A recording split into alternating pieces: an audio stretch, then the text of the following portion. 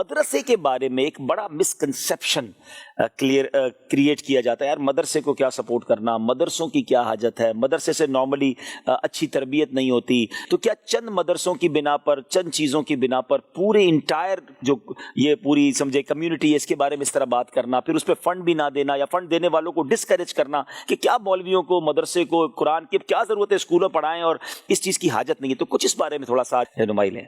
देखिए, इसके हवाले से मैं ये अर्ज़ करूँगा, चंद एक चीज़ें तो ऐसी हैं कि जो मुसलमान के लिए मुसल्लमात में से हैं, तस्लीम शुदा चीज़ें ना। नंबर एक तो ये है कि हम मुसलमान हैं, ठीक है। नंबर दो ये है कि इस्लाम सारी दुनिया के लिए है, ठीक है। नंबर तीन, इस्लाम क़यामत तक के लिए है। नंबर चार, लोगों तक दीन पहुँचाना ये मुसलमानों की जिम्मेदारी है, ठीक है। नंबर पाँच, मस्जिदें आबाद होना, नमाज़ों का सिलसिला कायम होना ये हमारा काम है। नंबर 6, ज़माने के एतबार से कुरान और हदीस की तशरीहात होते रहना ये हमारी जिम्मेदारी है, ठीक है ना। ये वो है कि जिससे शायद किसी भी दर्जे का मुसलमान इनकार नहीं करेगा। कोई ये नहीं कह सकता कि नहीं यार बस दीन ही छोड़ दो, वो ऐसा बोलेगा तो फिर तो वो अपना रास्ता ही उसने जुदा कर लिया ना। अब मेरा एक सवाल है, दुनिया भर के आप मदरसों को एक लम्हे के लिए टोटल बंद कर दें, ठीक है।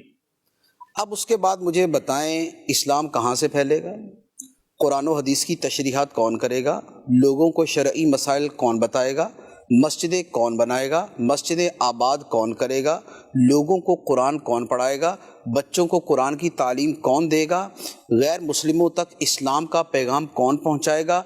मदरसे को हटाकर ये जो दीन के बुनियादी काम है इसका कोई तरीका बता दें। किताबें लिख दी हैं आपने हजरत, अब हम पढ़ लेंगे, अब तशरीह तो हो गई, अब तशरीह कितनी करेंगे आप जनाब, दीन तो किताबों में मौजूद है, इंटरनेट पे मौजूद है, हम पढ़ लेंगे, तो अब मदरसों की क्या हाजत है। अब वो भी तो दूसरों तक पहुंचाना ही है ना, ठीक है। उसे दूसरों तक कैसे पहुंचाएंगे, क्या सारी दुनिया किताबें पढ़ती है? पाकिस्तान में पढ़ने वाले कितने आप बता दे जरा। यानी आप अगर इसका अंदाजा लगाएं कि पाकिस्तान में पढ़ने वालों की तादाद क्या है, तो हमारे यहाँ एक किताब 1000 छपती है और बेचारी पड़ी रहती है, दिखती ही नहीं है। लोगों तक 22 करोड़ पहुंचता है, लोगों तक जो दीन पहुंचता है उसमें जो किताब का हिस्सा है ना वो तकरीबन 5% से ज्यादा नहीं है। सही फरमाते। बाकी जो लोगों तक दीन पहुंचता है वो तकरीर के जरिए, वो मस्जिद के जरिए, वो मदरसे के जरिए, वो उलमा के जरिए, वो उलमा की सोहबत के जरिए, वो इन्हीं जराए से पहुंचता है। और इन सब की जो बुनियाद है वो मदरसा है। आपको हाफिज मिलेंगे, आलिम मिलेंगे, क्या यूनिवर्सिटी से मुफस्सिर पैदा होंगे, क्या यूनिवर्सिटी से इमाम पैदा होंगे, क्या यूनिवर्सिटी से जो है वो मुहद्दिस पैदा होंगे, क्या फुकाहा पैदा होंगे, क्या मुफ्ती पैदा होंगे, क्या शारहीन पैदा होंगे? नहीं होंगे।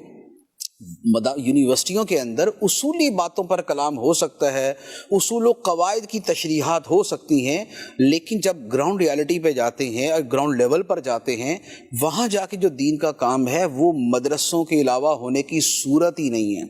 कराची के अंदर जितनी मस्जिदें बनी हैं, कराची की जितनी मस्जिदें 7-8 हज़ार मस्जिदें हैं, इन सारी की सारी मस्जिदों का एक सर्वे कर लें, सिर्फ एक शहर का, इनमें कितनी मस्जिदें हैं कि जो मदरसों के लिंक से हटकर बनाई गई। इनमें कितनी मस्जिदें हैं कि जिनके इमाम मदरसे से राब्ते वाले नहीं हैं, वो मदरसे ही से आने वाले। ऐसा ही है।